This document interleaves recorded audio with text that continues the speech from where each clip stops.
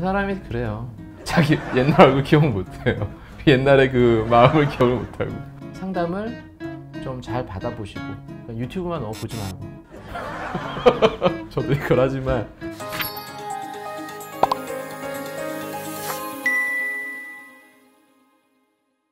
안녕하세요. 상담 오선생의 오선생입니다. 오늘 상담하실 분 보겠습니다. 성형에 대해 생각해 본 적이 있으나 아직까지 성형수술 해본 적이 없는데 그 이유는 성인이 되고 성형에 대해 관심을 정말 많아졌지만 보여지는 부분의 가장 중요한 부위가 얼굴이기도 하고 평생을 안고 살아가야 하는 것이기도 해 신중하려 노력해요. 부작용도 유튜브나 성형 앱을 찾아보고 그러다 보면 제가 겁이 많아 주저하게 되더라고요. 그러다 또 성공 사례들을 보면 상담도 하러 가고 싶고 그러네요. 그렇죠. 얼굴은 중요하죠. 다른 몸에 비해서 몸이야 뭐 보통 다 내놓고 다니는 건 아니죠. 얼굴은 아무리 가려도 얼굴은 보일 수밖에 없죠. 뭘 요즘은 마스크가 있으니까 어느 정도 가려지지만 근데 이 부작용이 참 굉장히 많은 분들이 대부분의 환자분들이 궁금한 게 부작용이에요. 상담하러 오신 분들도 다 부작용에 대해서 물어보시고 걱정하시고 실제 많은 부작용의 사례들을 다 보시고 오신 거든요. 근데 이게 너무 신기한 게 그렇게 많지 않아요. 부작용이 생기는 경우가 진짜다? 정상적으로 수술을 하는 경우에 그렇게 많지 않은데 한번 생기면 너무나 이제 뭐 그런 그 사람한테는 전부인 거죠. 그게 생긴 게. 근데 그런 경우들이 그런 사례들이 올라오는 거예요. 그러면 그 수술을 내가 무슨 코 수술을 했는데 부작용이 생겼어요 하고 이렇게 보면 그런 부작용이 생긴 사례들을 뭐 있겠죠. 그 사례들을 다 이렇게 찾아서 보다 보면 그러면 코 수술을 하면 그렇게 될 거라는 생각이 자꾸 드는 거예요. 자기도 모르게. 그걸 자꾸 보니까. 근데 실제 정말 많은 사람들이 수술을 하고 그 중에 일부가 부작용이 생기는 거거든요. 근데 부작용이 물론 아예 안 생기면 좋겠죠. 아예 안 생기면 좋은데 수술을 하시는 분들도 다 똑같진 않거든요. 수술하는 어떤 뭐랄까 실력이랄까 그런 기술, 스킬 이런 게 다 똑같을 수는 없잖아요. 어떤 사람은 뭐 우리가 뭐 1년 한 사람, 10년 한 사람 다를 거 아니에요. 차이가 있죠. 또 어떤 분은 10년을 해도 1년 한 사람만도 못할 수도 있어요. 이거 꼭 뭐 시간의 문제는 아니에요. 이 부작용이라는 문제는 그러니까 너무 걱정할 필요는 없을 것 같아요. 제가 볼 때는. 그러니까 정상적으로 우리가 좀 찾아보고 이래서 여기 뭐 주위에서도 얘기를 듣고 여기 그래 뭐 잘한대 괜찮아 이런 분 그런 데는 잘 없어요. 부작용. 그런 분들은 거의 부작용을 안 만드세요. 저도 이제 수술을 하는 사람 입장에서 거꾸로 부작용이 많이 생기는 수술은 의사가 안 해요. 이 수술은 내가 아무리 잘해도 내가 조절할 수 없는 이유 때문에 부작용이 생길 확률이 있어요. 그것도 뭐 10명에 한두 명씩 생기는 그런 수술이야. 내가 아무리 잘해도 이 수술은 그렇게 생길 수도 있다. 그걸 왜 하겠어요? 그런 수술을. 그런 수술은 의사부터도 그런 수술은 안 해요. 부작용을 내가 조절할 수 있는 내가 이렇게 해서 딱 이대로 수술을 하면 부작용은 안 생겨. 이런 수술을 하는 거예요. 우리가 대부분 받는 수술은 다 그런 수술이고 내가 이렇게 다 잘했는데도 부작용이 생겼네. 좀 생기는구나. 이런 수술 안 한다니까. 존나 카리스마 있어.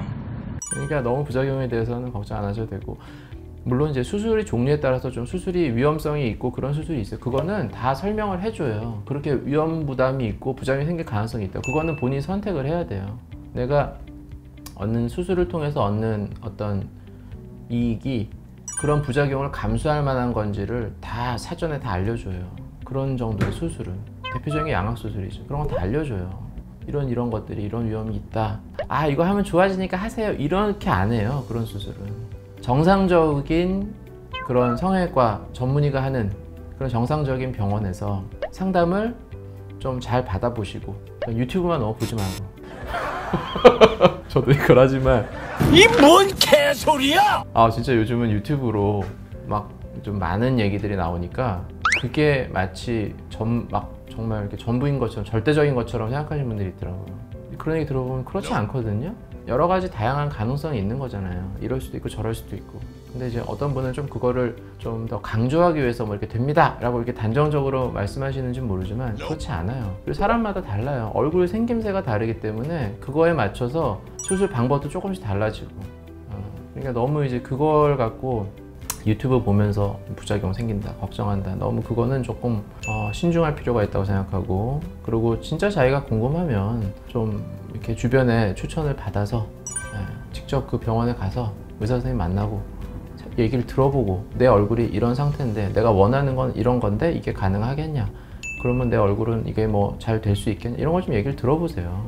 그 외에 묻고 싶은 사람, 질문이 많으시네요. 눈두덩이 지방 제거를 하면 무조건 절개를 해야 하나요? 네, 절개를 하셔야 되고. 자, 이분이 두 번째는 이제 코에 대한 얘기네요. 코가 큰 편이 아니라 티가 많이 나진 않지만 매부리 코라서 굴곡을 좀 깎거나 코끝을 세워 코가 휘어있는 느낌을 없애고 싶어요. 자, 매부리 코는 매부리 코네요. 굉장히 코가 크고, 근데 코끝을 보면 보통 일반적인 매부리 코 특징은, 매부리 코 특징이 몇 가지가 있는데, 일단은 코가 이렇게 저처럼 살짝 이렇게 나와 있잖아요. 네, 약간 나와 있으면서, 두 번째는 코끝이 약간 밑으로 떨어져요. 이렇게 매부리 코 있는 사람들은 코끝이 약간 길고 약간 떨어지는 경우가 많고, 그 다음에 정면에서 봤을 때 이 부분이 약간 넓고, 이게 보통 매부리 코 특징인데, 이분은 약간 특이한 게 매부리 코는 좀 있긴 있어요. 그리고 정면에서 봤을 때도 살짝 넓고, 여기도 약간 넓고, 근데 코끝이 안 떨어졌어요. 이 사람은 이분은 코끝이 약간 오히려 약간 짧다 그럴까? 약간 그런 매부리 코예요. 전형적인 매부리 코는 아니죠. 이분은 지금 원하는 게 뭐 굴곡을 좀 깎는 거, 내 코끝을 세워서 코가 휘어있는 느낌을 없애고 싶다는데, 굴곡을 좀 깎는 거는 매부리 코는, 그리고 또 한 가지 매부리 코는 뼈가 발달한 거거든요. 뼈랑 연골이 다 같이. 그러니까 코가 되게 높아요, 콧대가. 매부리 코인데 콧대를 더 높이는 필요는 없는 경우가 많죠. 더 높일 필요가 없는 경우. 매부리 코는 코가 높으니까. 이분도 지금 콧대 높잖아요. 더 높이면 진짜 많이 높아지겠죠. 굴곡을 깎는 거는 여기만 살짝 깎아주는, 그 다음에 코끝을 세우는 거는 전체적으로 약간 짧은 느낌이 있으니까 코끝을 앞으로 조금 더 올려주는, 휘어있는 거는 약간 살짝 휘어있는 느낌이 들긴 하네요. 이런 부분은 보다 전문적으로 뭐 비중격을 좀 맞춰주고, 그 다음에 살짝 휘어 보이는 부분을, 여기를 이제 연골을 한쪽 편에 좀 끼워 넣어서 이렇게 맞춰준다든지, 이런 방법을 좀 쓸 수 있을 것 같아요. 제가 봤을 때는 콧볼도 살짝 살이 좀 있는 편이셔서 콧볼도 살짝 날씬하게, 콧볼 축소 같은 수술도 한번 같이 생각해 볼 수도 있을 것 같고요. 코끝을 이제 세우는 방법은 자가 연골로 세워야겠죠. 비중형 연골이나 귀연골을 통해서 높여주는 그런 방법을 사용하시면 될 것 같습니다.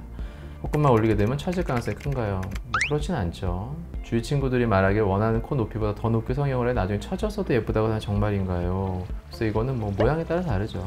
이걸 아마 말씀하시는 거는 처음에는 보통 자연스러울 때는 조금만 높아지는 거에 대해서도 좀 과하게 느끼죠. 쌍꺼풀도 마찬가지예요. 근데 라인 이렇게 딱 라인 모양을 이렇게 잡아드리면 이 정도면 어때요? 그럼 처음에 보통 자연스럽게 원하시거든요. 이 정도면 쌍꺼풀 없던 사람이 라인이 살짝만 생겨도 쌍꺼풀 생겼다 막 이렇게 느낀단 말이에요. 그러면 이 정도로 할까요? 그러면 네. 그래서 그 정도 자연스러워요. 근데 수술을 하고 나면 약간 부어요. 붓기가 있단 말이에요. 그러니까 자기가 생각한 것보다 더 라인이 커 보이죠. 또 이렇게 뚱뚱하게. 쌍꺼풀이 없던 사람이 비록 뚱뚱하게 부어 있더라도 쌍꺼풀이 생기면 눈이 되게 커 보인단 말이에요. 그럼 그거에 금방 적응이 돼요. 1주, 2주. 처음에는 부어서 이상했는데 뭐 이렇게 생활하다 보면 그 눈에 금방 익숙해져서 라인이 좀 큰 것도 괜찮다고 느껴요. 느낄 때쯤 돼서 붓기가 빠지면서 라인이 점점 작아져요. 점점 작아지면 나중에 라인 너무 작은 거 아닌가 이렇게 느끼게 돼요. 나중에 이제 경과를 보러 와서 라인이 생각보다 작은 것 같은데. 근데 원래 이렇게 자연스럽게 원하셨다고 이렇게 차트에 다 적어놓죠. 자연스럽게 원하시면. 사람이 그래요. 자기 옛날 얼굴 기억 못해요. 옛날에 그 마음을 기억을 못하고. 코도 마찬가지죠. 자연스럽게 처음에 조금만 높아져도 좀 너무 과할 것 같은 생각이 들죠. 그러면 자연스럽게 이 정도? 네, 좋아요. 처음에 붓죠. 코도 살짝 붓죠. 약간 높아 보이죠. 근데 그거보다 붓게 빠지면서 이제 자기가 원했던 코 높이가 돼요. 좀 낮아 보이는 거. 그게. 그거를 위해서 그러면 뭐 원하는 것보다 더 높게 해요? 높게 했는데 나중에 보니까 계속 높아요. 그러면 너무 과해서 높아요. 그냥 이런 것도 다 상담을 하세요. 상담을 해서 나 이 정도 높이를 원한다 이렇게 돼서 그러면 그거에 대해 충분히 상담을 해서 정해가지고 하는 거죠. 뭐 주위 친구들 얘기 듣고 자기 코 높이를 정하기에는 좀 그렇지 않나요? 자, 여기까지 하고 이상으로 상담 오선생의 오선생이었습니다. 더 궁금하신 점 있으면 댓글로 남겨주시면 답변 드리겠습니다. 구독과 좋아요, 알람 설정 부탁드립니다. 감사합니다.